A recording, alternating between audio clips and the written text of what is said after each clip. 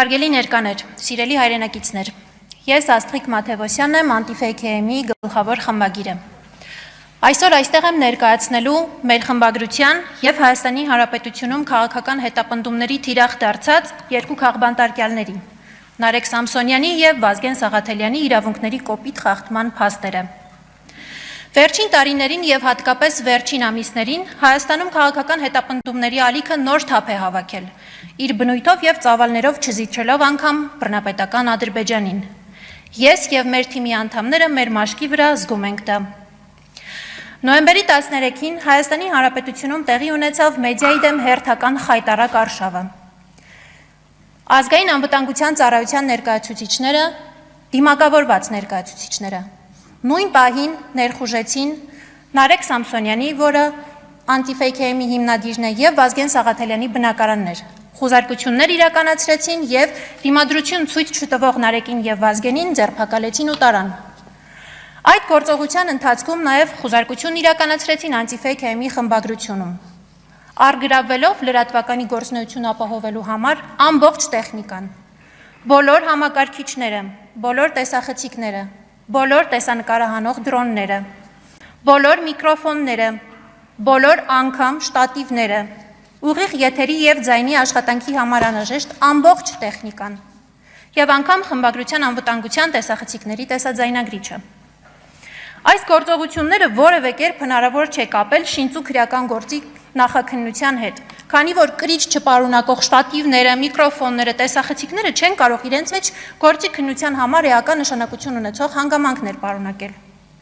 Միակ նպատակը բնական է լրատվամիջոցի գործունեությունը խափանելն էր։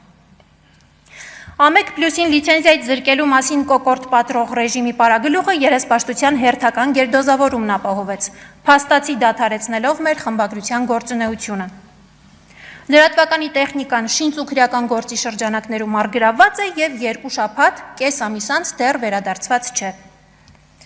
Այսքանով շինծու քրեական գործի շրջանակներում իրավապահների ապօրինությունները չդադարեցին։ Լրատվականում խուզարկության ավարտին իրավապահները ոլորեցին մեր լրագրողներից Դավիթ Ֆիդանյանի ձեռքերը և ձերբակալեցին առանց որևէ հիմքի 3 օր ժամկետով։ Հաջորդ օրը ձերբակալեցին նաև մեր օպերատոր Իշխան Խոսրովյանին։ Իսկ մեր լրատվականի 2 առանցքային ներկայացուցիչներին՝ Նարեկ Սամսոնյանին և Վազգեն Սաղաթելյանին, որոնք հեղինակել և վարում են Հանրաճանաչ իմ նեմնիմի փոդքասթը, կալանավորեցին 2 ամիս ժամկետով։ Աբսուրդն այն է, որ նույն հոդվածով, որով 2024 թվականին հետապնդվել էին և լիովին արդարացվել Առաջին ատյանի դատարանի կողմից։ Այս հետապնդումների շղթան վերսկսվեց սովորաբար վերևի ամբյունում նստող անձնավորության սադրանքին շատ մեղմ արձագանքելու համար։ Իդեպ,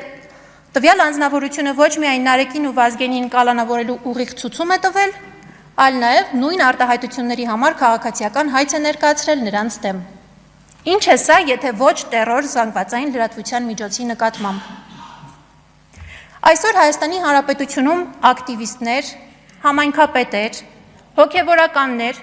և այո, լրագրողներ են կալանավորվում իրենց հրապարակային դիրքորոշումների և քաղաքական հայացքների համար։ Այս ամենը տեղի է ունենում 2025 թվականին, 21-րդ դարում,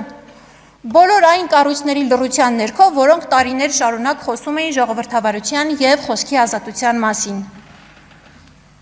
Վերջին 8 տարիներին քաղաքական կառավարման համակարգը խուլիգանախմբի վերածած կակիստոկրատական խմբակն ազատ խոսքը դարձրել է խուլիգանության,